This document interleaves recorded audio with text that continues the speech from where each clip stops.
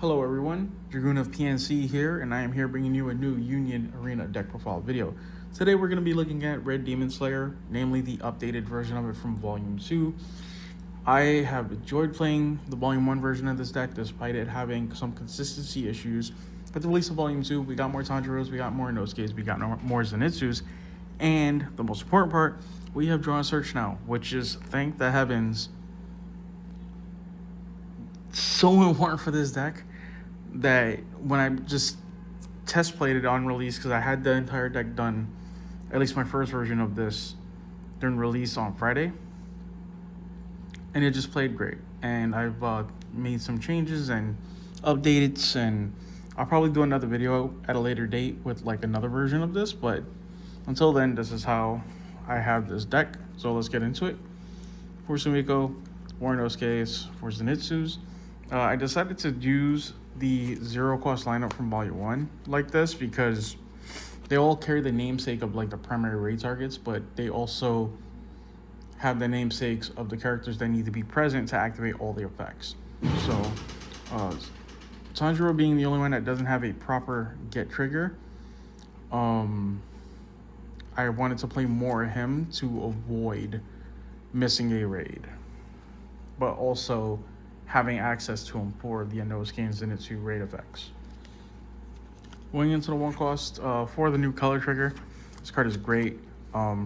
It turns your early game Inosuke's into killers and heavy damage dealers, and it turns your late game Zenitsu's into closers. Inosuke already having impact when Tanjiro's present.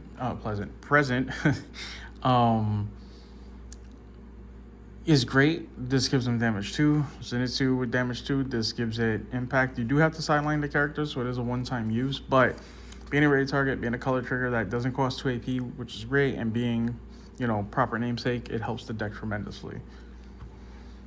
Going into 2 costs, I play 4 Tanjiros and 4 Inosuke's. So this Tanjiro from Volume 1, he's okay. He is the reason why I'm considering playing Bento, so that way I can push the card over to 4K, but I would need to figure out what I want to make a cut to. Until then, he'll be my 3,500 swinger and blocker. Being that he's a 2 cost, it's fine. Still Tanjiro, which is great, active trigger, which is good.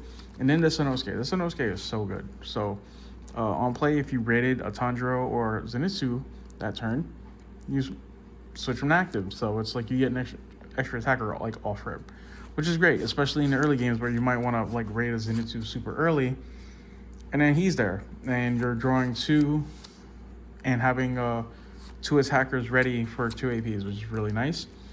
And of course, him being an Inosuke, because the Volume 1 Inosuke, the 2 drop, I think it was, the one that when he's moved from the back to the front, he gets 500, like, or whatever it was just terrible. And he had no trigger, which is really bad.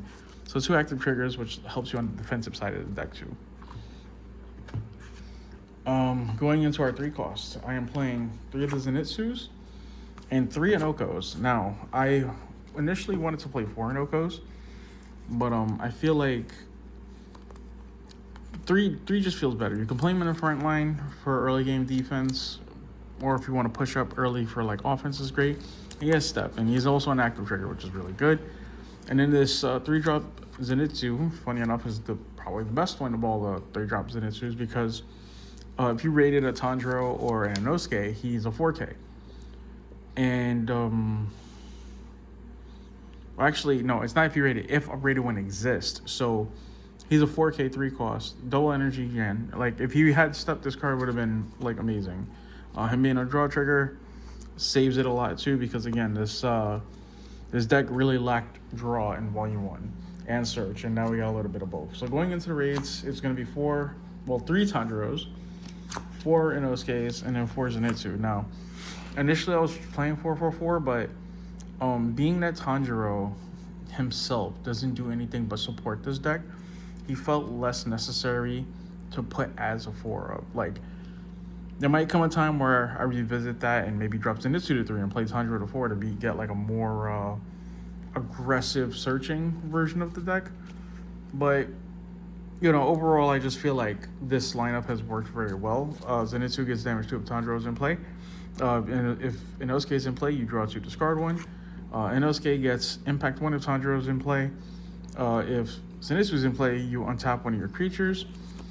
And Tanjiro has 2 support effects. The first effect is when you play him, well, when you raid him, you can look at the top 5 cards of your deck for Zenitsu and an Inosuke. If you add 1, but you can pick to add 1 or both, right? If you add 1, you just put the rest of the bottom of your deck. If you add 2, you discard a card. So really good overall. And then his second effect, which I don't really use, but you can use it in the combination with the Inosuke raid. So he's on the front line. You can switch from resting. You could choose 1 Zenitsu and 1 Inosuke on the field, and both get 2,000 for the rest of the turn, which is really, really good. And this is an active main, so you could do it every turn as long as Tanjiro lives. So he also turns your smaller Inosuke's and Zenitsu's into proper offensive threats, which is really nice. Going into the backside of the deck, it's just 4 finals, 4 specials. Nothing has changed here. Like I said, at some point I probably might want to fit in a bento or 2 to help push the smaller units like the Zenitsu, who might not have a raid on the field, or Inoko, or the 2-cost Inosuke to like 4K to make them bigger. That same with the Tanjiro. But yeah, I am extraordinarily happy with the support it got. I'm considering building a Rengoku deck, so sit tight for that. Otherwise, I want to thank you guys for watching this video.